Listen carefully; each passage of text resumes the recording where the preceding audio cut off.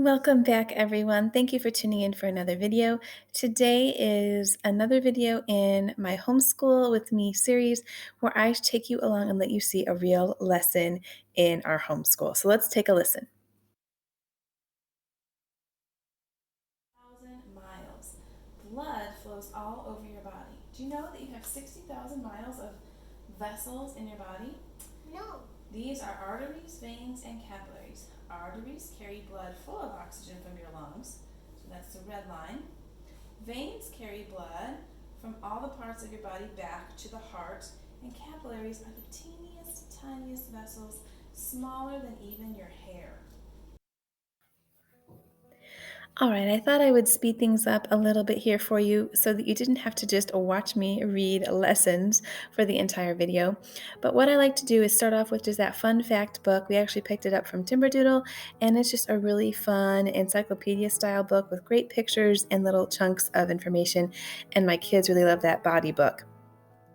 Once we finish reading out of that, my son and daughter each grab their books from Master Books, The God's Design for Life, series that they have, and they open up to their lesson in their respective books.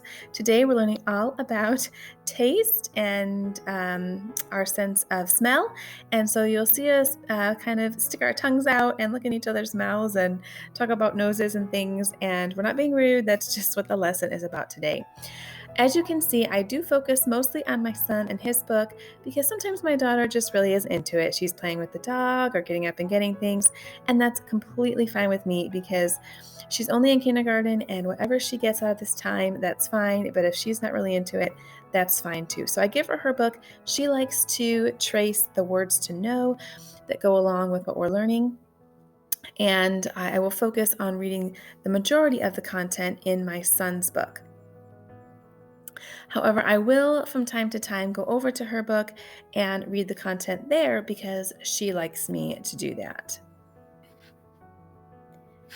Okay, so I thought I'd just mention here in case some of you are not familiar with master books, and when I talk about my daughter's book and my son's book, what I'm referring to is the beginner version versus the original version of the God's Design for Life course.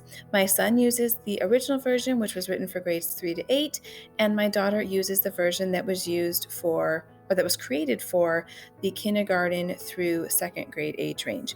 There isn't a lot of written work for either course. There are quizzes about every 4 to 6 lessons, and there are usually activities every lesson or so with sometimes a data chart or something like that. Really not a lot of writing, which I absolutely love. The majority of our lesson takes place right here on the couch until we head over, usually into the kitchen area, to do an activity, and I'll let you hear the end of the lesson and go and do that now. So let's go do these detective activities with smell and taste. We don't need this book, okay? I don't think we need this book either, but we'll take this over just in case.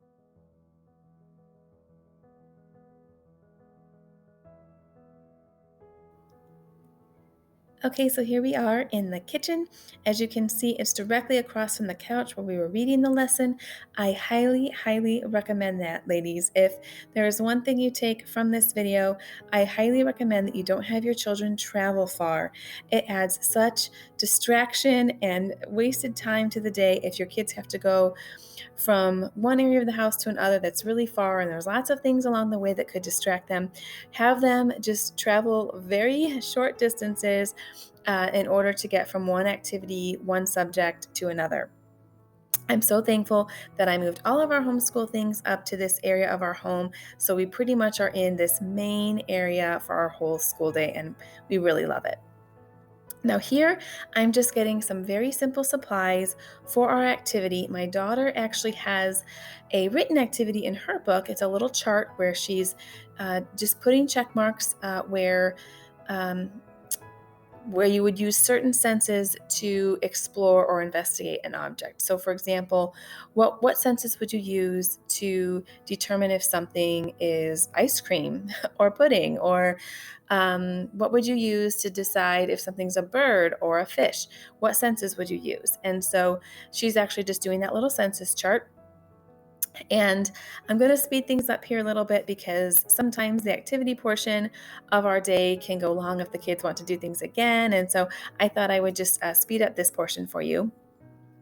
But you can kind of see everything that we're doing as we go. I still think you can get the sense of what's going on here. We're starting our first experiment with my son. Both of these experiments are actually found in his book and are considered blue box activities, which are meant for the third and fourth graders. The first activity was just basically to dry off our tongue, dry off all the saliva there, and we learned that our bodies actually need our saliva to help us determine taste. And so if we dry off our tongue, it alters our ability to distinguish sugar from salt, and they thought that was so neat. Then our next activity had to do with tasting without the use of smell.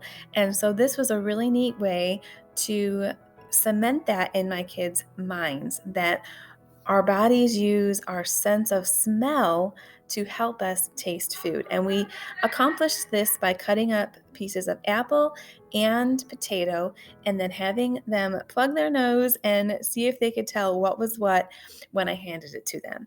They did not like the apple at all, and they did not like the potato at all, and the apple even tasted funny when their nose was plugged. So I gave them some apple that they could just kind of wash that taste out of their mouth with, and then that about wrapped up our experiment time and our lesson in science for today. So I hope this was helpful in seeing how things go for us.